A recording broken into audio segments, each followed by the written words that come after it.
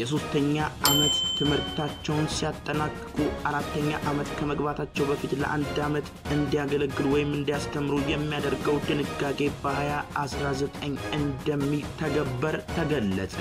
በነዳጅ ምርቶች ላይ የተጣለው አጠቃላይ የ30% ግብር በቀጣይ ወራት ተግባራዊ እንደሚሆን ተገለጸ። በውሃ እጥረት እየተፈተነች ያለችው ኢራን እጇን ለጸሎት ወደ ሰማይ ስትዘረጋ ቴክኖሎጂዋን በመጠቀም ዝናብ ለማዝነብ እየሞከረች ትገኛለች። አድማጭ ተመልካቾቻችን ደግሞ የጤና ሚኒስቴር መግለጫ እየሰጠ ይገኛል። ከዛም አንዳንዱን እናቃድሳቸዋለን። ቪዲዮአችንን ላይክ እንዲሁም ሰብስክራይብ ቪዲዮ ስንለቅ እንዲደርሳችሁ የደውል ምልክቷን በመጫን አጋሮቻችን ስለምትሆኑ እናመሰግናለን። እንዲያነው ታማኝና ፈጣን ትኩስ ዜናዎችን ማግኘት ከፈለጋችሁ ፈጣን ዜናን ሰብስክራይብ አድርጉ እያለን ወደ ዜና የበሽታውን ምልክት አሳይተው የነበሩት 6 ሰዎች ህይወት አልፏል። ነገር ግን በላብራቶሪ ማረጋገጥ የተቻለው የሶስቱን ብቻ ነው ሲል ጤና ሚኒስቴር አሳወቀ። የጤና ሚኒስቴር በደቡብ ኢትዮጵያ ክልል በጂንካ ከተማ የተከሰተው የሄሞራጂክ ፌቨር በሽታ መንስኤ ማበርግ ቫይረስ መሆኑን መገለጹ ይታወቃል። ይህን አስመልክቶ በዛሬው ዕለት ሚኒስቴር መስሪያ ቤት መግለጫ እየሰጠ ይገኛል። በዚህ መግለጫ ላይ የጤና ሚኒስቴሯ ዶክተር መቅደስ ዳባ እስካሁን በበሽታው 17 ሰዎች ተጠርጥረው ምርመራ እንደተደረገላቸው ተናግረዋል። በዚህም 3ቱ በላብራቶሪ ምርመራ በበሽታ መያዛቸው መረጋገጡን ገልጸዋል። የበሽታው ምልክት አሳይተው የነበሩት 6 ሰዎች ህይወት ማለፉን የገለጹት ሚኒስቴሯ ነገር ግን በላብራቶሪ ማረጋገጥ የተቻለው የሶስቱን ብቻ መሆኑን ተገልጿል። ምርመራ ከተደረገላቸው 17 ሳምፕሎች በሽታው በላብራቶሪው መረጋገጥ የተቻለው በ3ቱ እንደሆነ ነው የጠቆሙት።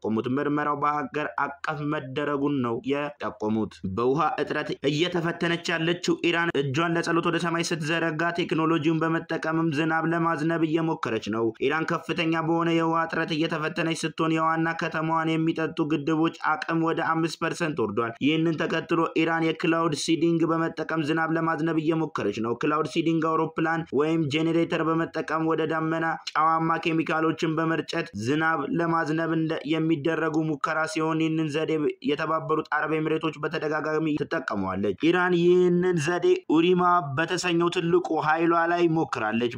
ከተለመደው አማካኝ የዝናብ መጠን በዚህ ዓመት የዝናብ መጠኗ በ89% እንደቀነሰ የገለጸችው ኢራን ዝናብ እንዲዘንብ የአደባባይ ጸሎት አርብ ዕለት አድርጋለች። ቅዳሜ ዕለትም ከቴህራን በስተሰሜን በዚህ ዓመት ለመጀመሪያ ጊዜ በረዶ የታየ ሲሆን በምዕራብና ሰሜን ምዕራብ አካባቢ የተወሰነ ዝናብ ዘንቧል ተብሏል። ኢራን በ50 ዓመት ውስጥ ከባዱን ድርቅ እያስተናገደች መሆኗን ገልጻ ውሃ በሚያባክኑት ላይ እርምጃ ወስዳለው ብላለች።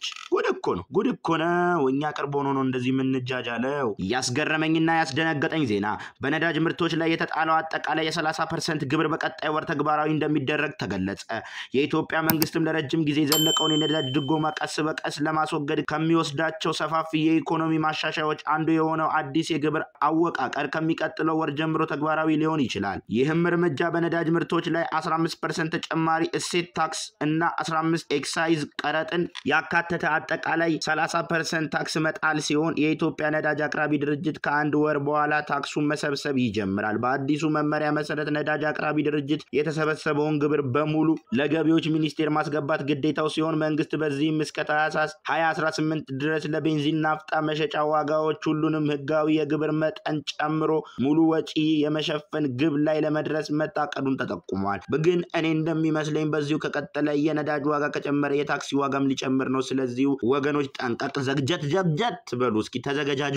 ጉድ መጣባቸው የዩኒቨርሲቲ ተማሪዎች የሶስተኛ ዓመት ትምህርታቸውን ሲያጠናቅቁ ለአንድ ዓመት የማስተማር አገልግሎት እንዲሰጡ የሚያስገድደው መመሪያ በ2019 የትምህርት ዘመን ተግባራዊ መሆኑ ይጀምራል። ለመምህራን የሚቀርበው ጥቅማጥቅምና ደሞዝ በቂ ያለመሆን ለመምህራን ጥራት ምክንያት እንደሆነ የትምህርት ሚኒስቴር ፕሮፌሰር ብርሃኑ ነጋ ለምክር ቤት አባላት ተናግሯል። ይህም አዲስ መምህራንን በቂ ሁኔታ ለማፍራት አስቸጋሪ እንዳደረገ ገልጸው የመጀመሪያ ዲግሪ ያላቸው ግለሰቦች የአንድ ዓመት የማስተማር ዘዴ ኮርስ በመውሰድ ለመምህርነት ብቁ መሆን እንደሚችሉ ሚኒስቴሩ ጠቁመዋል። በዚህም የመምህራን ቁጥር ለማሳደግ ይቻላል ብለዋል።